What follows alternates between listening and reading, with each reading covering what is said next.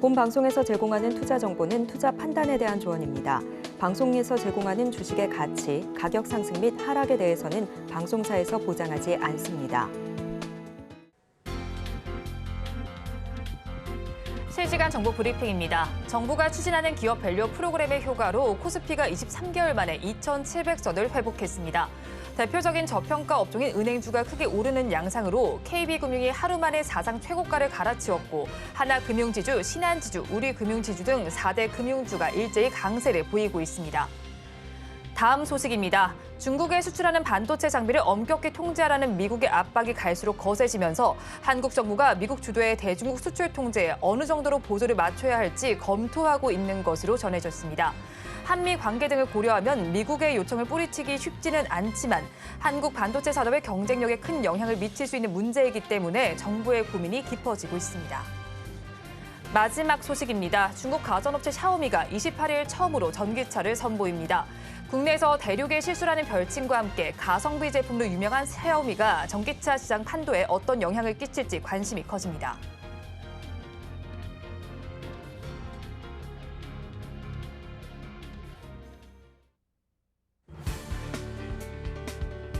오늘장 내일장 일부 이 시각 시황으로 문 열겠습니다. 간밤 미국에서 2월 CPI가 발표됐죠. 전년 동월 대비 3.2% 상승해 1월보다도 상승폭이 높았고요. 전문가의 예상치도 웃돌았습니다.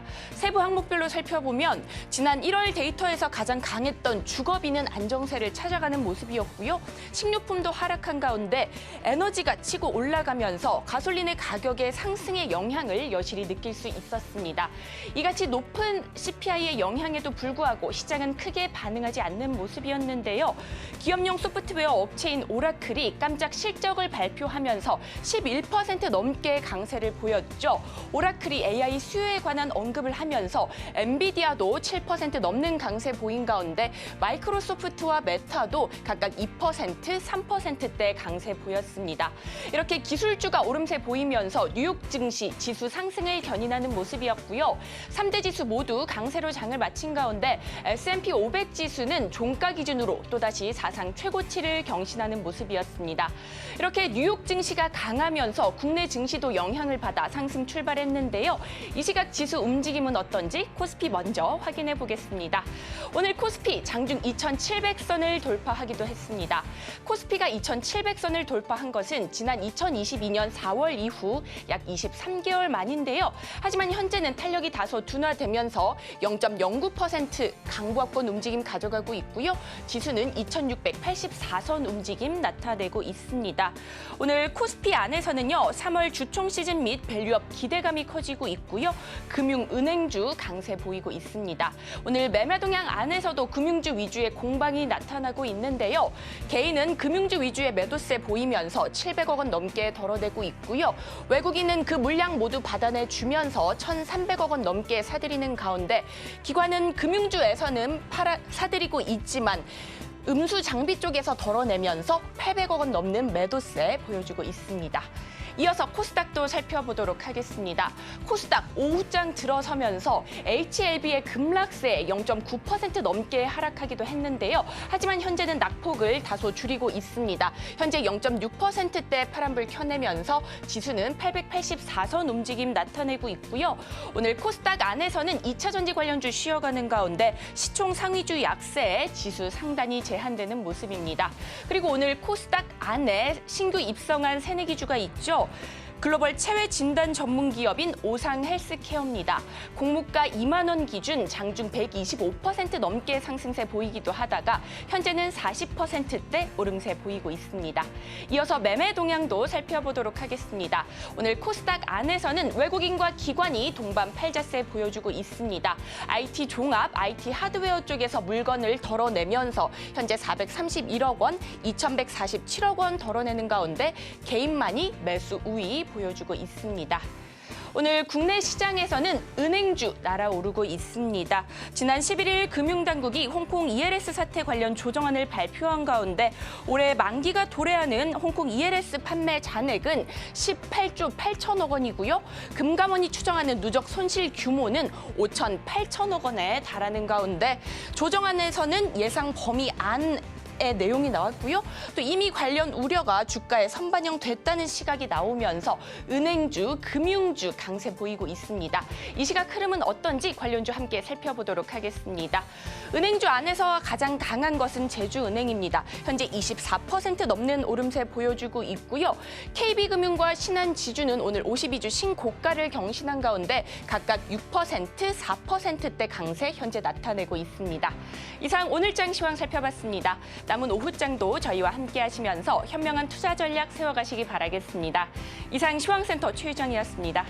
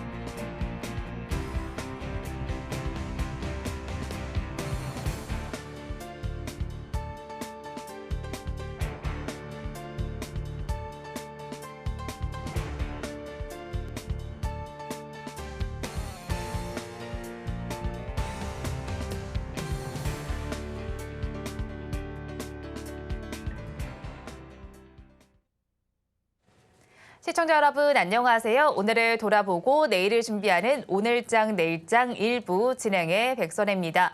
간밤에 발표됐던 CPI는 시장의 예상치를 상회하는 것으로 나타났습니다.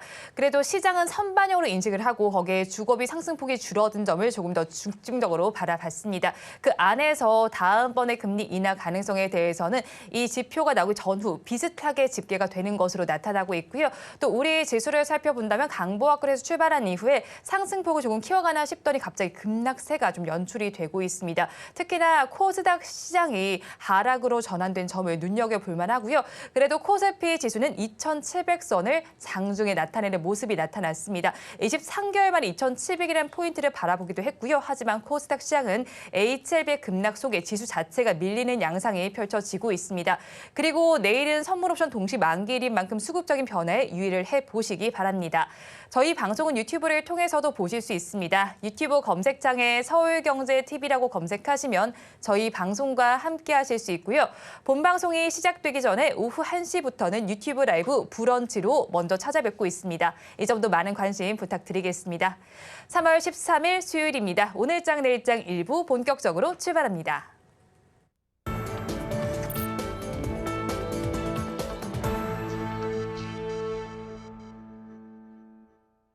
쏟아지는 경제 뉴스 중에서 어떤 뉴스가 수익으로 연결될지 알아보겠습니다. 영앤리서치의 최진욱 본부장, 라도투자연구소의 이재규 본부장 두 분과 함께합니다. 두 분 어서 오세요. 안녕하세요. 네, 오늘 시장 혼조 양상을 펼치고 있는 가운데 시장에서 수익이 될 만한 뉴스를 알아보겠습니다. 이 본부장님 먼저 굿뉴스 어떤 걸로 바라보셨을까요? 네, 일단 오늘은 전반적으로 시장 분위기가 괜찮습니다. 지금 HLB가 갑자기 급락을 하면서 코스닥 같은 경우는 일시적으로 하락 전환이 되기도 했지만 전반적으로 분위기가 나쁘지가 않다라고 생각을 하고 있어요. 특히 엔비디아가 이틀 동안 조정을 받고서 오늘 우리나라 시간으로는 새벽이죠. 새벽에 상승 마감을 했습니다. 그리고 그 이후에 시간 외에서도 어느 정도 올라오는 모습이 나오면서 전 세계 시장을 이끌어가고 있는 엔비디아라든지 미증시가 좀 견고하다라는 모습이 확인이 됐고, 우리나라 같은 경우 오늘 반도체 쪽이 아주 강하다라고 보기는 어렵지만 반도체라든지 2차 전지 쪽에서 우리나라 시장의 종목군들 같은 경우도 하반 경직을 보일 가능성이 굉장히 높다라고 보고 있습니다. 그런 과정에서 이제 다른 종목군들이 좀씩 변동성을 보일 가능성이 높다라는 거죠. 오늘은 조금씩 약한 모습을 보이곤 있지만 이번 주 들어오면서 시장에서는 원전이라든지 조선, 그동안 시장에서 부각되지 않았었던 엔터 관련주들도 마찬가지고요. 웹툰 관련주들도 마찬가지고, 오늘은 또 미용기기 관련주들까지도 변동성을 좀 상방으로 만들어내고 있는 부분입니다. 제가 그동안 우리 방송에서 이런 말씀을 몇 차례 드렸던 적이 있어요. 반도체가 움직이고 2차 전지가 움직이고, 반도체 내에서는 근데 테마성을 가지고 있는 종목군들이 많이 움직인다. 그래서 자금이 일시적으로 몰리게 되면 굉장히 강하게 움직이곤 있는데, 이런 우리나라 시장의 질이 굉장히 떨어진다라는 말씀을 드린 적이 있습니다. 그러니까 종합주가지수 자체는 우상향을 하고 있고 상승을 이어가고 있지만 실제로 개인 투자자분들 입장에서는 체감상 좋은 시장이 아니었다라는 거죠. 하지만 최근 이번 주 들어와서 우리나라 시장에서 우리가 특징적으로 볼 수 있는 부분은 그동안 자금이 유입되지 않았던 쪽으로 자금이 어느 정도 들어오고 있다는 부분입니다. 지금 로봇 쪽에도 자금이 조금씩 들어오고 있고요. AI 쪽 같은 경우도 이제 소프트웨어 쪽으로 오늘은 변동성이 어느 정도 나오고 있는 부분들, 우리가 이제 큰 흐름이 좀 바뀔 수 있다는 부분에서 저는 오늘 전체적인 시장에 대해서 굿뉴스를 좀 준비를 해봤습니다.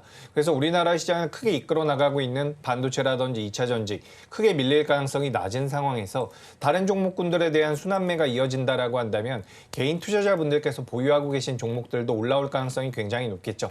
물론 이번 주에 우리나라의 선물 옵션 동시 만기일이 있고요. 미국 같은 경우도 이번 주입니다. 그렇기 때문에 변동성이 좀 나올 수가 있는데, 이번 주 후반까지만 우리나라 시장뿐만 아니라 우리나라 시장이 잘 버텨준다라고 한다면 다음 주부터는 오히려 좀 더 좋은 시장도 나올 수 있다라고 생각을 하고 있습니다. 제가 2월 말부터 3월 초에 들어오면서 이런 말씀을 많이 드렸었어요. 지금 우리나라 체감상 그렇게 좋은 시장이 아니지만 이제 개인 투자자분들이 해볼 만한 시장이 될 겁니다. 그 말씀 많이 드렸는데 전 여전히 유효하다라고 생각을 하고 있습니다. 그러니까 미국의 환율이 갑자기 달러 강세가 너무 강하다거나 미국의 채권 금리가 갑자기 급등하는 그런 상황이 아니라고 한다면 우리 시장 여전히 긍정적으로 보고 있으니까 이 부분 참고하시면 되겠습니다.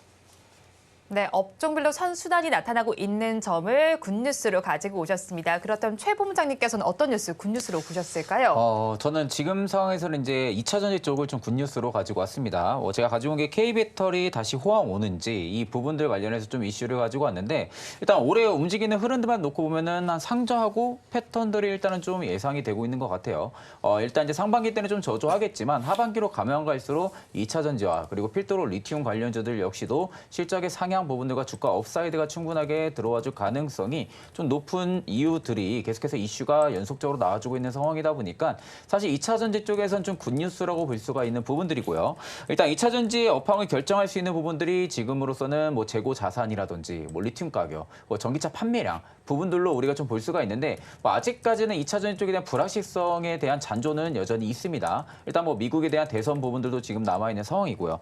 거기에 또 정책적인 변화라든지 EV 쪽에 대한 투자가 지연이 되면서 오히려 좀 불확실성 리스크는 남아져 있지만, 일단 리튬 가격이 바닥을 잡고 나서 지금 반등 기조가 계속 좀 들어와 준다라는 부분들이 투심을 계속적으로 좀 자극을 시키는 것으로 판단이 들고 있습니다. 그렇기 때문에 일단 리튬 가격이 지금 11만 원대를 계속 좀 유지를 해주고 있는 상황인데, 사실상 지금 바닥은 명확하게 좀 잡혔다고 보여지고 있는 상황이다 보니까 오히려 리튬 가격을 좀 필두로 2차 전지 쪽에 대한 전고체 배터리 모멘텀까지도 지금 형성이 되어 있죠. 그리고 최근에 인터배터리 2024까지 개최가 되면서 그에 따른 2차 전지 쪽에 대한 좀 많은 투심이 개선이 되고 있는 상황입니다. 그렇기 때문에 오히려 2차 전지 쪽은 지금 전반적으로 악재 부분들이 전부 다 담겨져 있는 상황에서 앞으로 좀 상저하고 흐름을 예상해 볼 수 있는, 좀 주가 업사이드를 좀 예상해 볼 수 있는 긍정적인 이슈 플레이들이 꾸준하게 좀 연출이 될 가능성이 좀 높다라는 관점은 계속적으로 좀 유지를 해볼 필요성이 있다고 보고 있는 상황입니다. 그래서 일단 여기서 리튬에 대한 수요가 또 폭증까지 해준다고 하게 되면은 리튬 가격은 계속해서 좀 위로 우상향 기조를 좀 나타내줄 가능성이 좀 높기 때문에 일단 리튬 가격을 필두로 해서 밀리지만 않는다라고 하게 되면은 2차 전지는 앞으로도 계속해서 굿뉴스가 좀 연출이 되지 않을까 그렇게 보고 있는 상황입니다. 네, 2차 전지의 투심이 개선된 부분 굿뉴스로 바라보셨습니다. 자, 그렇다면 배드뉴스는 어떤 걸까요? 일단 이제 저도 오늘 시장 계속 확인을 해보니까 뭐 네. 배드 뉴스를 좀 그렇게 많이 찾아볼 수는 없더라고요. 근데 그나마 좀 배드 뉴스라고 하게 되면 좀 CPI 관련해서 좀 가지고 왔습니다.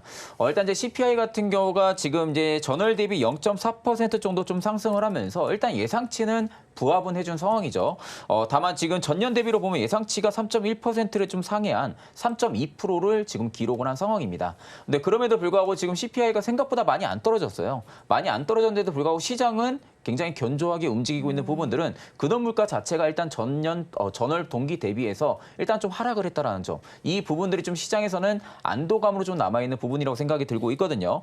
일단 이제 인플레이션의 하락 속도를 좀 더디게 할 수 있는 OER 이 부분들이 좀 지표가 일단 지금 전월 대비 둔화가 됐다라는 부분들이 계속해서 경기는 좋아지고 있다. 라는 부분들. 다만 경기는 좋아지고 있지만 이 부분들, 이 CPI 관련해서는 계속해서 좀 둔화가 되고는 있지만 오히려 속도적인 문제일 뿐이지 계속 경기는 좋아질 거라는 안도감이 시장에 계속 좀 들어와주고 있는 것으로 판단이 들고 있습니다. 그러면 올해 연내 안에는 금리 인하 부분들이 계속해서 확실성으로 다가갈 수가 있다라는 부분들까지도 일단 시장에서는 계속 좀 투심을 자극을 시키고 있는 부분이라고 생각이 들고 있는데 다만 좀 CPI 부분들이 예상치보다는 그렇게 크게 떨어진 부분들이 없었다 보니까 오히려 좀 배드 뉴스로 좀 가지고 왔던 부분들이고요.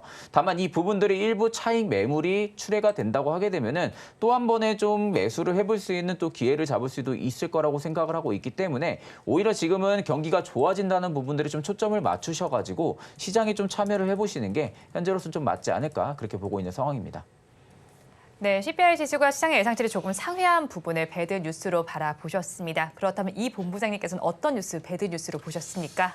네, 오늘 우리 시장 저는 배드 뉴스를 뽑기가 굉장히 어렵더라고요. 그래서 뭘 좀 준비를 해볼까라고 생각을 했는데 저는 일단 우리 시장에 대해서 굉장히 긍정적으로 보고 있습니다. 다만 이제 살짝 문제 아닌 문제가 뭐냐면 지금 강력한 상승 모멘텀이 좀 부족해요. 그러니까 지금 우리나라 시장이 강하게 올라가기 위해서는 뭐 반도체 관련주나 2차 전지 관련주가 올라와야 되는데 이 종목들이 일단 하방 경직을 보이고 있는 것은 굉장히 긍정적입니다.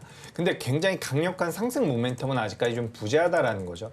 그래서 시간이 좀 걸릴 것 같은데 제 생각에는 삼성전자의 실적이 좀 잘 잡히게 된다라고 한다면 그때부터는 이제 우리나라 시장 역시도 상승할 만한 모멘텀이 실적적으로 좀 찍히지 않을까라고 생각을 하고 있습니다. 그래서 오늘 배드뉴스 같은 경우는 시장을 강하게 우상향으로 만들 수 있는 모멘텀이 좀 부재하다. 뭐 이 내용을 좀 준비를 해봤습니다. 그러니까 시장 자체를 옮기기 위해서는 시장 자체를 우상향을 만들기 위해서는 반도체가 움직여야 돼요. 특히 우리가 뭐 제가 좀 특정지어서 말씀드려보자면 삼성전자가 움직여야 되는데 지금 지난 몇 달 동안 삼성전자와 관련되어 있는 내용들이 나왔을 때 네. HBM 쪽에 대해서 투자를 하고 있다. 우리도 NVIDIA 들어갈 것이다. 이런 얘기들만 나오고 있는데 이런 것들이 아니라 실제로 이제 매출이 찍히거나 영업이익이 찍히거나 엔비디아 쪽에 들어가는 부분들 혹은 파운드리 쪽이 굉장히 성장하는 모습들을 보여줘야지만 이게 우리나라 시장의 모멘텀이 돼서 삼성전자가 올라가서 우리나라 시장을 이끌어줄 가능성이 높다라고 보고 있습니다.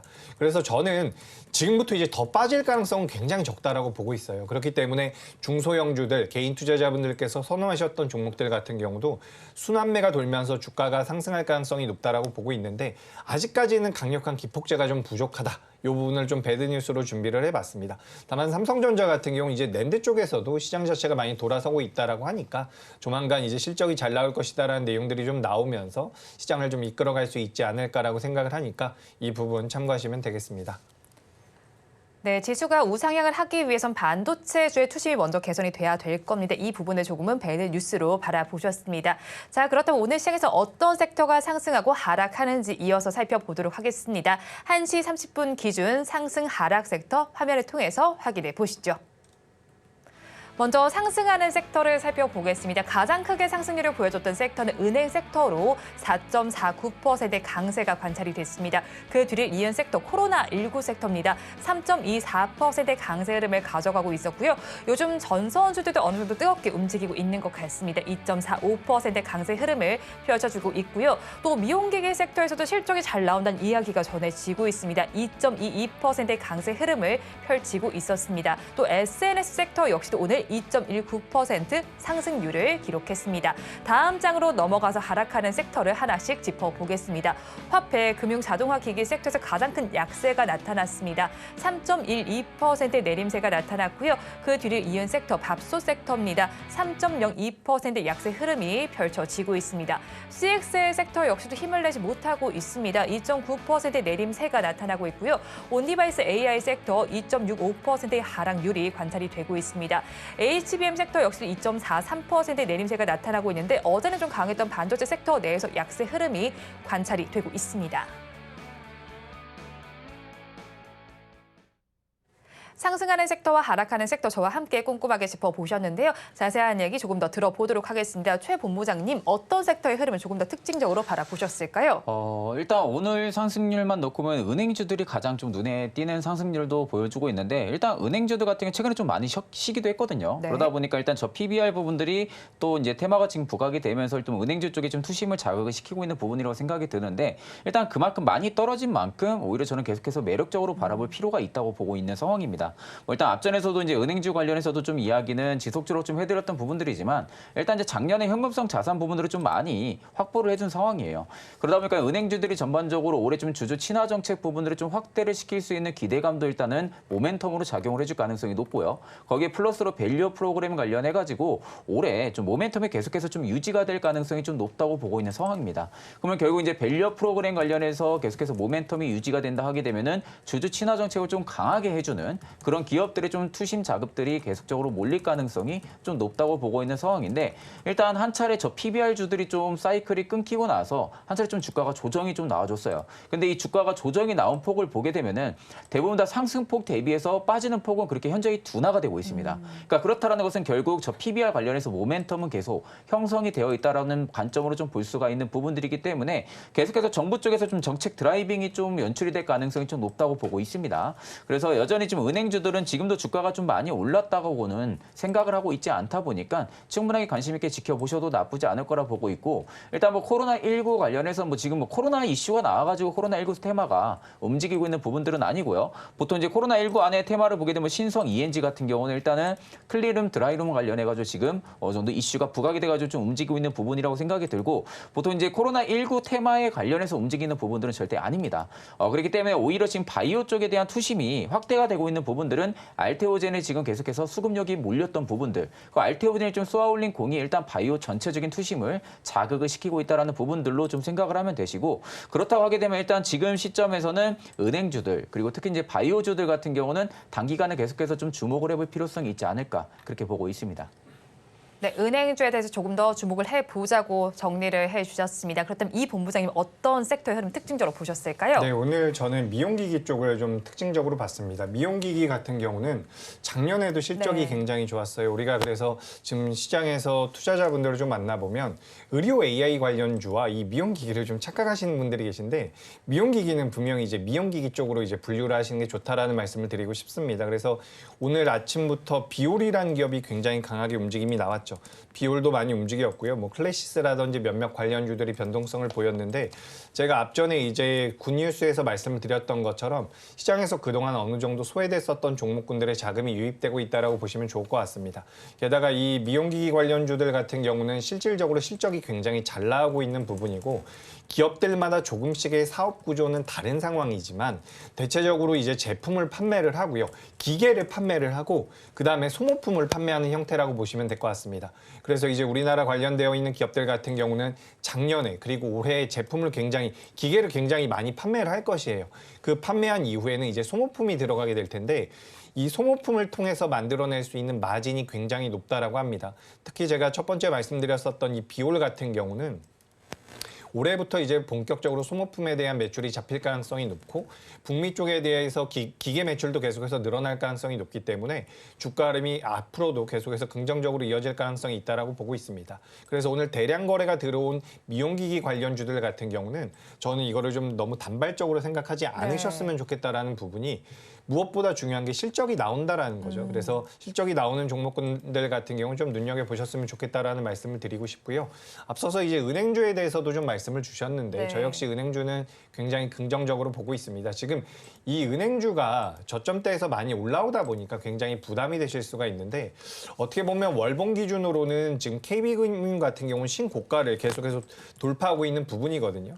그렇기 때문에 주가 흐름이 어떻게 보면 지금부터 좀 달라질 수가 있습니다. 그러니까 우리가 많이 올라간 기업들 따라서 매수하기 굉장히 부담을 느끼실 수가 있는데 이게 내용이 있는 거죠. 기업의 가치, 밸류업과 관련되어 있는 부분이라든지 뭐 방금 전에 말씀드린 의료기기 같은 경우도 나중에 주가가 미용기기 같은 경우도 나중에 주가가 많이 올라가면 만약에 신고가로 들어간다라고 한다면 그건 또 다른 이야기입니다. 그래서 우리가 주식 투자라는 데 있어서 여러 가지 방법이 있겠지만 지금은 신고가를 경신한다라는 기업들 자체에도 관심을 좀 가져볼 필요가 있어요. 네. 이게 왜 그런 거냐면 사실 우리가 종목을 분석함에 있어서 내가 좋아하는 종목을 분석하는 방법도 있지만 시장에서 선택하는 종목들에 대해서 관심을 가질 필요도 있습니다. 시장에서 선택하는 종목들은 별게 아니에요. 52주 신고가를 경신하고 있는 종목들, 신고가를 가고 있는 종목들이라고 보시면 될 것 같으니까 이 부분 참고하시면 될 것 같습니다. 네, 은행과 그리고 바이오주에 대해서 단기적인 관심이 좀 유효하다라고 정리를 해주셨습니다. 미용 의료기기에 대한 이야기도 좀 전해주셨으니까 이 점 한번 참고를 해보시면 좋을 것 같습니다. 자, 그리고 오늘 시장에서 조금 살펴본다면요. 지금 코스닥 시장의 하락으로 좀 전환이 되어 있었습니다. 네. 그런데 이걸 좀 이끈 게 제가 앞서서 오프닝 때 말씀을 전해드린 것처럼 HLB에서 약세가 좀 나타나면서 지수 자체도 내려갔다라고 볼 수가 있겠습니다. 자, 그런데 HLB 측에서 사실 루머에 대해서 뭐 아니다, 신약성이 가능하다라는 입장까지 회사에서 내놓은 상태거든요. 하지만 지금 주가는 바로 회복을 하지는 못하는 모양새입니다. 이런 사태 저희가 어떻게 좀 해석을 해보면 좋겠습니까? 사실 이제 HLB 같은 경우는 지금 리보세라젝이죠. 간암 치료제 네. 관련해서 임상 3상에서 생각보다 좀 효능 입증이 좀 굉장히 잘 됐거든요. 그러니까 이제 약물을 투여했을 경우에 좀 간암 치료제 부분들이 있어서 2년이 채 걸리지가 않았고 좀 치료가 좀 회복이 되는 그런 부분들을 지금 입증까지 시켜놓은 상황이다 보니까 실제적으로 이제 FDA 승인 부분들이 이제 5월 달인데 일단 이제 이 부분들은 문턱은 저는 좀 잘 넘을 가능성이 좀 높다고 보고 있는 상황이거든요. 다만 HLB의 그룹주들을 지금의 주가를 계속해서 끌어왔던 부분들은 간암 치료제 FDA 임상 부분들의 모멘텀이 계속 부여가 돼가지고 좀 주가를 끌어왔던 부분들입니다. 그런데 오늘 이제 보도자료 부분들이 지금 간암 치료제 관련해가지고 FDA 임상이 좀 안 될 수도 있을 것이다라는 이런 이슈로 인해서 한 차례 좀 급락은 했지만 곧바로 좀 HLB 측에서 좀 해명 자료를 좀 내놓은 상황이거든요. 그러니까 일단은 임상 부분들에 있어서는 뭐 치료 입증이라든지 효능 부분들이 명확하게 잡히지가 않았다고 하게 되면은 일단 그 부분들이 우려감은 좀 작용을 해줄 수는 있어요. 다만 지금 시점에서는 HLB 그룹주들 같은 경우 전반적인 그냥 트레이딩 관점 투심만 놓고 봐도 일단 거의 99%는 간암 치료제가 승인이 될 거라는 의문들이 지금 계속해서 시장에는 투심을 남겨주고 있는 상황이라고 네. 판단을 하고 있거든요.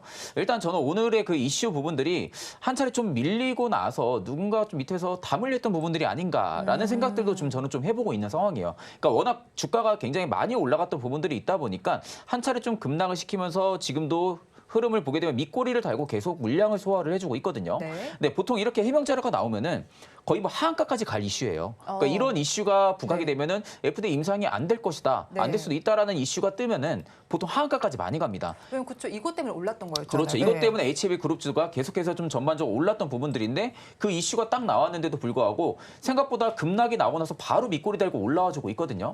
뭐 그러면 지금 개인적으로 생각을 해볼 수가 있는 부분들이 일단 오보 자료를 내놓고 누군가 좀 바닥에서 조금 더 매수를 하려는 움직임도 있지 않았을까라는 생각들도 저는 좀 해볼 수가 있을 거라고 보고 있는 상황이거든요. 그렇기 때문에 HLB 그룹주들 같은 경우 전반적으로 밀리면서 코스닥 시장도 살짝 좀 밀렸던 부분들인데 네. 일단 생각보다 지금 HLB가 지금 대장 역할을 하면서 생각보다 많이 밀리고 있는 부분들은 아닙니다. 그렇게 네. 매물도 많이 출회가 안 됐고요. 그렇기 때문에 오히려 저는 FDA 부분들이 좀 걱정을 할 만한 이슈는 아니라고 생각은 하고 있기 네. 때문에 일단 지금의 급락에는 크게 그렇게 좀 신경 쓸 필요는 없지 않을까 그렇게 보고 있는 상황입니다. 네, HLB 그룹주 전반적으로 HLB 지금 급락을 하고 있지만 지금의 급락은 그렇게 신경 쓰지 않아도 되겠다라고 정리해 주셨고요. 사실 요즘 시장에서 뭐 제약, 바이오주를 끌어준다라고 하는 종목들을 살펴보면 앞서서 저희가 언급한 HLB도 있고요. 알테오젠도 있습니다. 그런데 알테오젠의 경우에는 그래도 좀 견조하게 오늘 좀 버텨주고 있는 모습이 나타나고 있습니다. 3%대 강세가 나타나고 있는데 알테오젠의 투심은 아직 꺾이지 않았다고 봐야겠죠.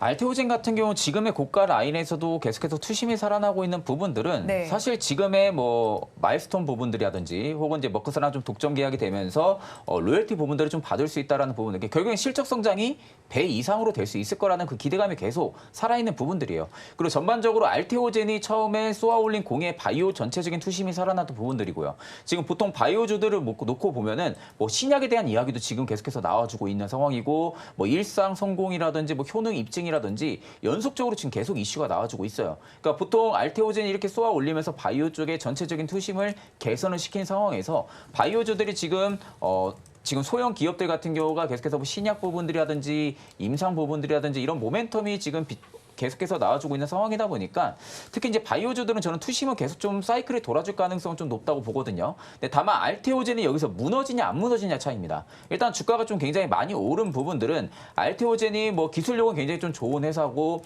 높은 플랫폼을 가지고 있는 기업도 맞습니다. 그만큼 기술 수출도 좀 많이 했던 기업이고요. 그래서 지금부터는 원래 이제 세 자리 숫자의 영업이익 부분들이 네 자리, 다섯 자리 이상까지도 늘어날 수 있을 거라는 그 기대감이 계속 좀 주가에 담겨져 있는 상황인데, 사실 한번 저는 꺾이기는 꺾일 거라고 보고 있는 상황이거든요. 계속해서 주가가 위로 올라갈 수는 없고 꺾이긴 꺾이지만 그 꺾이는 시점이 과도하게 꺾일지 아니면 그냥 단순히 올라간 거에 좀 쉬어가는 조정의 그림을 만들어주는지 그 부분의 여파에 따라 가지고 바이오 쪽의 전체적인 투심이 살아나는지 아니면은 다시 좀 꺾이는지 이 부분들을 좀 지켜볼 필요성이 있기 때문에 오히려 알테오젠의 주가는 계속적으로 좀 체크를 해볼 필요성이 있다고 보고 있는 상황입니다. 네, 알테오젠의 주가 추이 앞으로 조금 더 지켜보자고 정리를 해주셨습니다. 얼마나 꺾일지 한번 체크를 해보자라는 의견이셨고요. 자, 그리고 오늘 IPO 시장에서도 바이오주가 올해 들어선 처음으로 좀 상장을 하지 않았습니까? 오상헬스케어라는 종목이 상장했는데 이 종목 상장 후에 지금 주가 추이 어떻게 보십니까? 네, 요즘에 이제 IPO하는 기업들의 주가 흐름이 좀 안 좋죠. 그래서 우리가 좀 한번 제가 찾아볼까요? 우리가 올해 들어서 상장했었던 기업 중에서 K-웨더라는 기업이 있었죠. K-웨더라는 기업도 있었고요. 뭐 에이트라는 기업이었나요? 이에이트라는 기업이었죠. 이 기업도 그렇고 최근에 이제 주가 흐름이 그렇게 잘 나오지 못하고 있습니다. 그러니까 IPO 관련주들 같은 경우에는 작년 같은 경우는 부각이 많이 되면서 자금이 일시적으로 유입이 돼서 좋은 흐름을 보이는 기업들도 많이 있었지만 올해 같은 경우는 IPO 관련주들이 굉장히 약세를 보이고 있습니다. 그래서 오늘 상장한 기업 같은 경우도 제약바이오 쪽에 대한 모멘텀을 가지고 장 초반에는 어느 정도 좀 올라오는 모습도 나왔지만 계속해서 좀 차익이 나오고 있다라고 판단하시는 게 좋을 것 같습니다. 그래서 이게 좀 어떻게 보면 이제 주식 투자를 오래 하지 않으신 분들 같은 경우, 특히 작년부터 주식 매매를 하신 분들 같은 경우는 IPO, 신규 상장을 하게 되면 주가가 많이 올라가는구나라고 생각을 하실 수가 있는데 사실 일반적인 모습이 지금 보시는 이런 이에이트라든지 K웨더 같은 흐름이 나올 가능성이 굉장히 높아요. 또 한 종목이 있죠. 코셈이라는 종목도 있는데 코셈 같은 경우도 주가 흐름이 굉장히 안 좋게 이어지고 있습니다. 그래서 신규 상장주들 같은 경우는 이제 오늘 뭐 상장한 기업 같은 경우는 제약바이오 쪽에 엮이면서 어떻게 보면 자금이 좀 더 유입될 수도 있었던 상황이긴 하지만 우리가 업종으로 우리가 분류하기보다는 오히려 신규 상장에 관련되어 있는 모멘텀들은 작년만 못하다. 이렇게 좀 정리를 하시는 게 좋을 것 같습니다. 아무래도 신규 상장을 하게 되면 보호예수 물량이라는 게 풀릴 수도 있고요. 네. 우리가 구주 매출이라고 해가지고 기존에 주식을 보유하고 계시던 분들이 매도를 할 수도 있거든요. 그렇기 때문에 이런 부분들 같은 경우를 우리가 좀 체크를 해보셨으면 좋겠다라는 말씀 드리고 최근에 이제 우리나라 시장에 들어오고 있는 전반적인 자금의 규모 자체가 좀 많이 줄어들고 있습니다. 그래서 저는 앞서서도 말씀드렸지만 우리 시장에 대해서 굉장히 긍정적으로 보고 있는데 딱 두 가지 걱정되는 게 있어요. 한 가지는 뭐냐면 지금 이제 비차익 거래에 대해서 제가 지난주부터 말씀을 드리고 있는데 프로그램에서 비차익 쪽에 대한 매도가 이어진다라고 한다면 이게 첫 번째로 좀 부담이 될 수가 있고요. 물론 이런 기조를 이런 흐름을 만들어내는 것은 뭐 달러 강세라든지 미국의 채권 금리가 될 가능성이 높습니다. 그래서 어쨌든 여기에 대해서 우리가 결과물을 볼 수 있는 것은 비차익에 관련되어 있는 부분들을 우리가 좀 체크할 필요가 있다라고 보고 있는 부분이고요. 두 번째로 말씀드릴 것은 우리나라 대한민국 시장에 들어오고 있는 자금의 규모입니다. 결국에는 유동성이 시장에 공급이 돼야 된다는 거죠. 지금 우리나라 고객 예탁금이 53조 정도 기록을 하고 있는 상황인데 이 정도 금액 수준이라고 한다면 일단 조금은 부족하다라고 느껴질 수밖에 없는 상황입니다. 그래서 우리가 오늘 은행주 이야기하면서 뭐 저PBR 쪽에 대해서도 말씀드렸고요. 뭐 제약바이오라든지 반도체라든지 2차 전지라든지 전반적으로 말씀을 드리고 있는데 여기서 무조건 선행되어야 되는 부분이 대한민국 시장에 자금이 들어와야 된다는 부분이에요. 근데 최근에 이제 가상화폐 시장의 규모가 굉장히 커지고 있죠. 지금 제가 알기로는 비트코인과 이더리움의 전 세계 시가총액을 더했을 때 우리나라 코스피 전체 시가총액보다도 커져 있는 상황입니다. 그렇다라는 것은 자금이 그쪽으로도 좀 옮겨갈 가능성이 있다라는 거죠. 그래서 저는 전체적으로 우리나라 시장에서 시가총액 상위를 차지하고 있는 기업들의 업황이라든지 앞으로 영업이익이라든지 매출에 관한 부분들, 이익단에 대한 부분들은 크게 우려가 되지 않지만 시장에 들어오고 있는 자금의 여력이 제한적이라고 한다면 그때는 우리가 좀 경계할 필요가 있다라고 보고 있는 부분이고, 여기서 우리가 좀 더 나아가서 생각을 해본다라고 한다면 방금 전에 여쭤보셨었던 이 신규 상장주들 같은 경우도 자금이 일시적으로 몰릴 가능성이 낮은 상황, 자금이 시장에 풍부하지 않기 때문에 어느 정도는 약세를 계속해서 이어갈 가능성이 높다라는 부분입니다.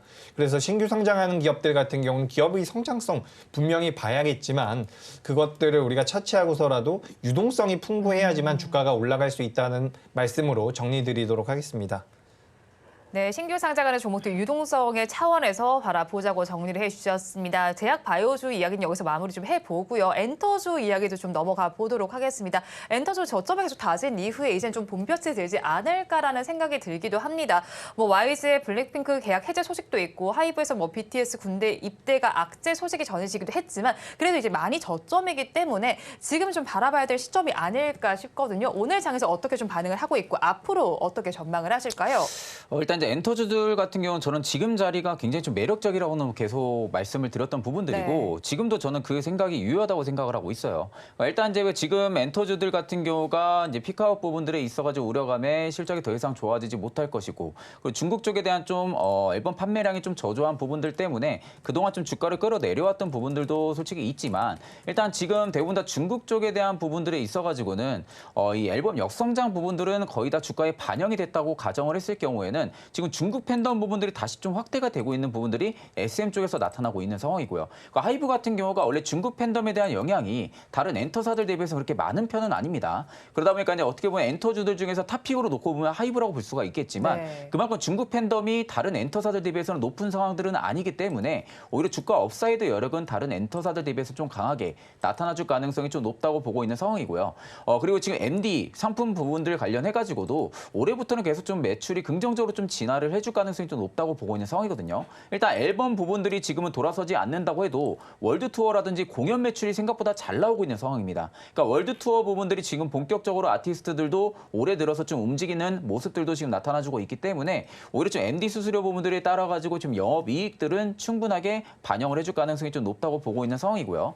그리고 이제 BTS 부분들이 공백기로 인해 가지고 하이브가 좀 그동안 주가를 좀 많이 눌렀던 부분들도 있지만 지금 이야기가 나오는 부분들이 BTS 관련해가지고 다시 뭐 컴백 이야기도 나오고 있고요. 솔로 컴백이라든지 아니면 이제 완전체까지는 아직은 이야기는 없지만 일단 BTS 부분들이 지금 주가에 우려왔던 부분들이 하이브 쪽엔 전부 다 저는 담겨져 있다고 생각을 하고 있기 때문에 하이브 같은 경우는 충분히 지금 자리도 저는 매수 공략은 해볼 수 있지 않을까 그렇게 보고 있고 네. 엔터들 중에서 가장 좀 탄력이 좀 낮을 거라 보면 YG라고 저는 좀 생각을 하고 있거든요.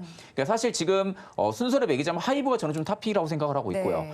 두 번째로는 JYP 정도가 되지 않을까 보고 있고 세 번째가 SM 정도로 보고 있는 상황인데 일단 YG를 좀 배제시켰던 부분들은 생각보다 리스크가 다른 엔터사들 대비해서 좀 많습니다. 네. 그러니까 최근에 뭐 엔터사들이 전부 다 다시 또 눌렸던 부분들이 뭐 스캔들 이슈였죠. 스캔들 이슈까지도 좀 나와주면서 그동안 좀 엔터들을 전반적으로 조금 더 눌렀던 부분들도 있지만 사실 이 스캔들 이슈는 뭐 계속 가다 보면은 뭐 나올 수도 있는 부분들이고 그러니까 그런 부분들이 주가에 그렇게 큰 영향은 주지 않을 거라 보고 있지만 일단 YG 쪽 같은 경우는 다른 엔터사들 대비해서는 돌발 악재가 굉장히 많아요.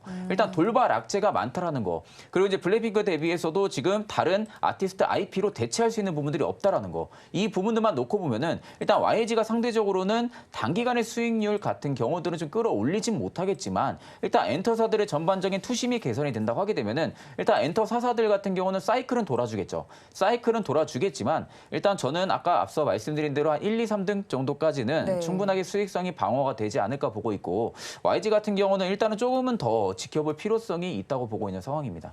네, 좀 순서를 정해주셨어요. 하이브, JYP, 엔터, SM 순서로 바라보자고 정리를 해주셨고 YG 엔터테인먼트 상대적 매력도가 떨어진다고 정리를 해주셨습니다. 이 본부장님 의견도 궁금해요. 그런데 YG 엔터테인먼트 지금 뭐 오디션 개최 이야기도 나오고 있지 않습니까? 뭐 악재도 많다고 하지만 호재도 있을 것 같은데 종목별로 좀 어떻게 바라보면 좋겠습니까? 네, 저는 일단 순서를 매겨보자면 주가의 상승 여력을 놓고 네. 봤을 때는 일단 1등은 전 하이브라고 생각을 하고 있습니다.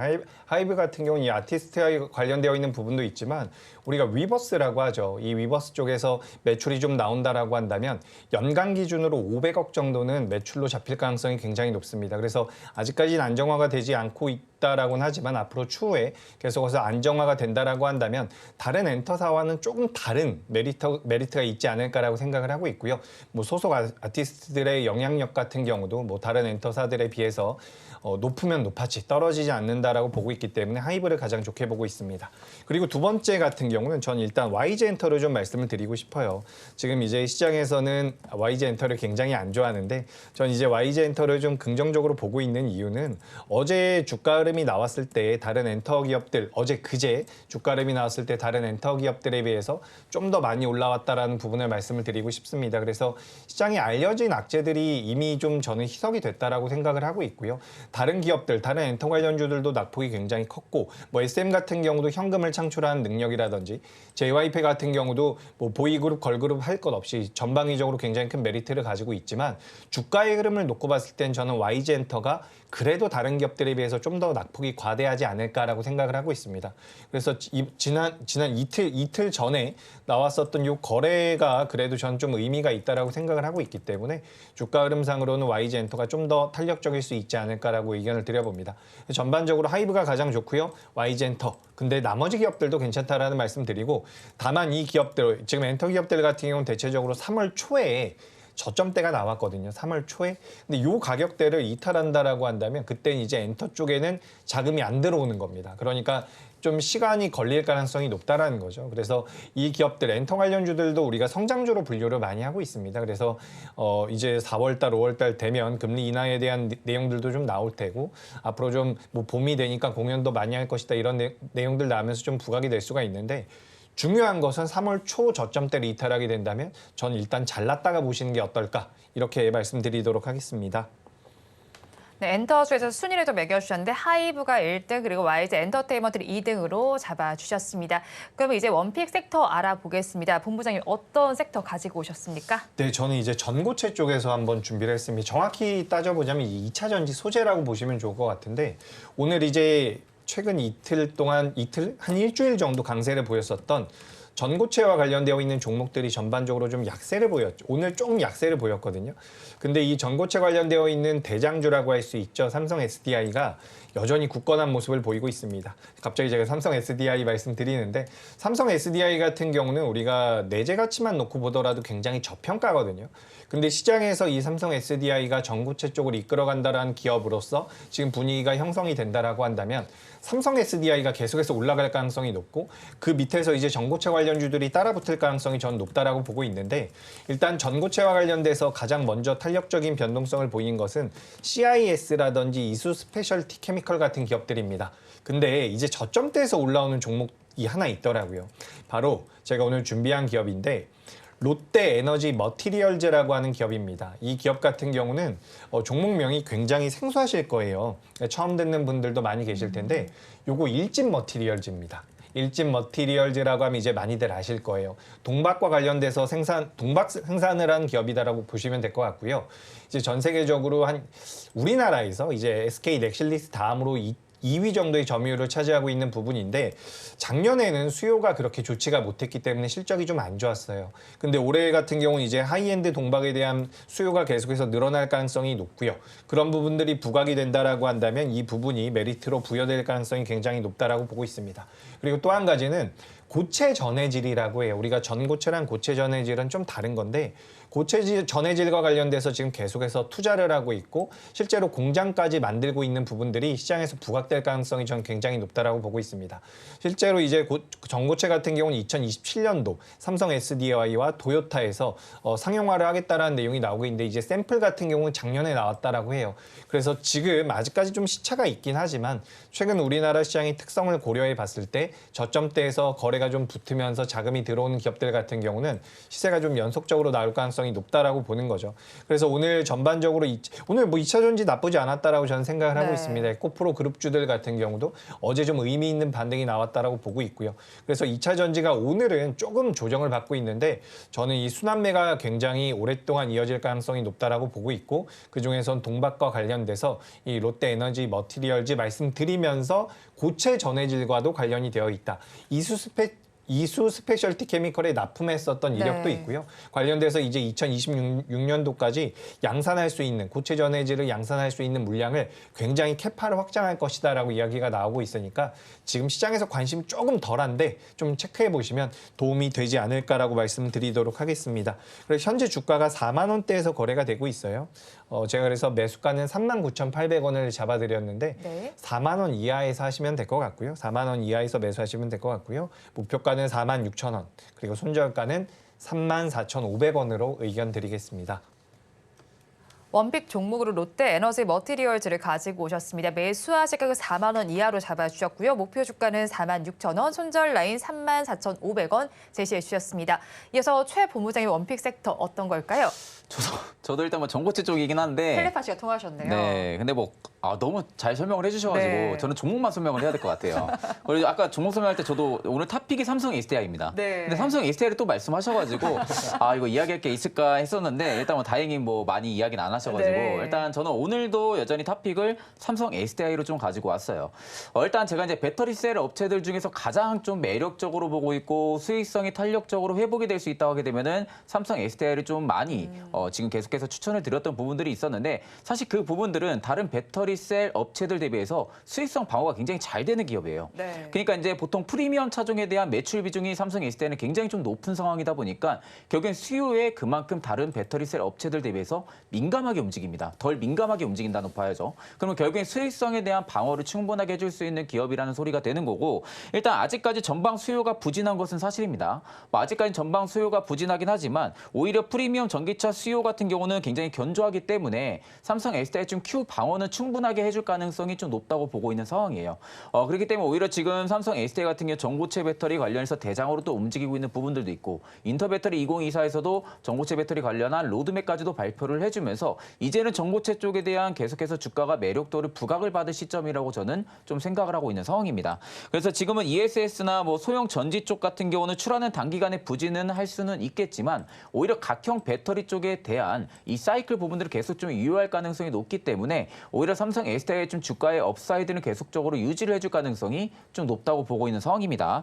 그래서 이제 2024년 IRA 보조금 대상 모델도 지금은 좀 축소가 되고 있는 상황이긴 한데 오히려 지금 삼성 SDI가 납품하는 차종들에서는 대부분 다 그 대상 안에 들어가 있습니다.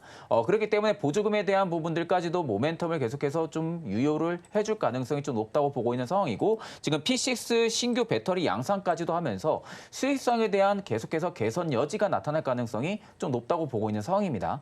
그렇기 때문에 오히려 다른 배터리 셀 업체들 대비해서는 주가의 상승력은 충분하게 크게 나와줄 가능성이 좀 높다고 보고 있고요. 일단 시가총액이 굉장히 좀 높은 기업입니다. 시가총액이 높은 만큼 그만큼 주가의 좀 탄력성 부분들이 좀 다소 다른 중소형주 대비해서는 좀 떨어질 수는 있겠지만 안전하게 투자를 한다고 하게 되면 일단 삼성 SDI를 좀 탑픽으로 말씀을 해드리고 일단 매수가 같은 경우는 지금 가격에서도 저는 충분히 시장가 분할 매수로 좀 들어가시는 것을 추천을 드립니다. 지금도 가격이 그렇게 높은 가격이 아니에요. 이제 막 출발을 해주고 있다는 관점으로 볼 때는 지금 구간만 쉽게 뭐 밀리지 않는다고 하게 되면 분할 매수 관점 충분히 접근 가능하다라는 관점을 좀 말씀해드리고요.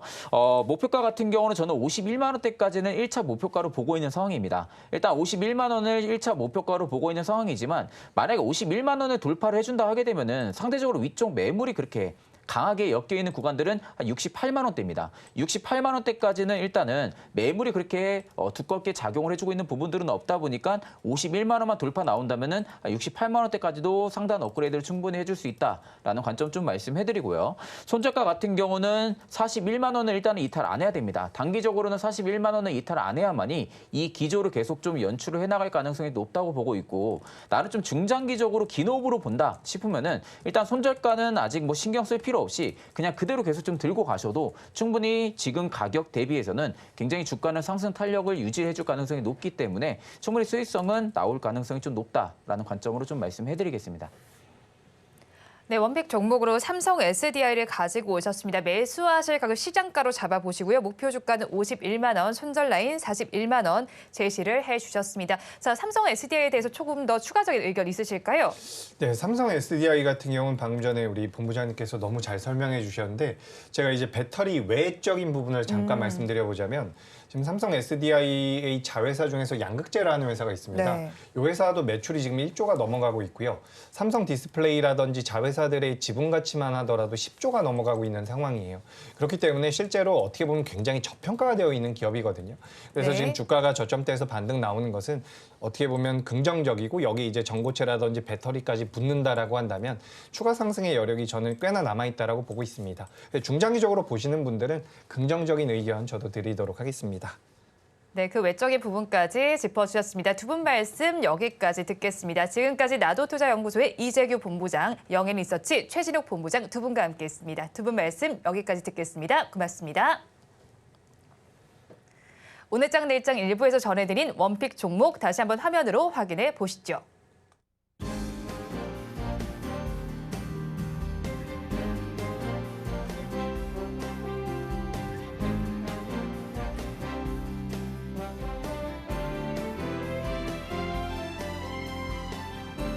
오늘 장 내일장 일부의 핵심입니다. 은행주는 조정 속에서도 선방이 되고 있습니다. 모멘텀이 지속될 기대감 있으니까 한번 참고를 해보시고요. 신규 상장주들은 지난해와 비교했을 때 모멘텀이 약화되어 있는 시점입니다. 그리고 엔터주들 3월 초 저점 이탈 시에는 매도가 필요하다고 정리를 해주셨습니다.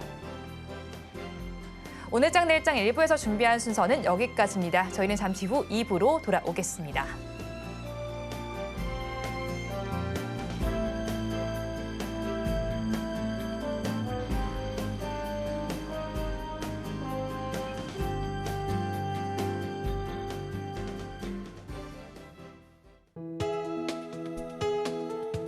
본 방송에서 제공하는 투자 정보는 투자 판단에 대한 조언입니다. 방송에서 제공하는 주식의 가치, 가격 상승 및 하락에 대해서는 방송사에서 보장하지 않습니다.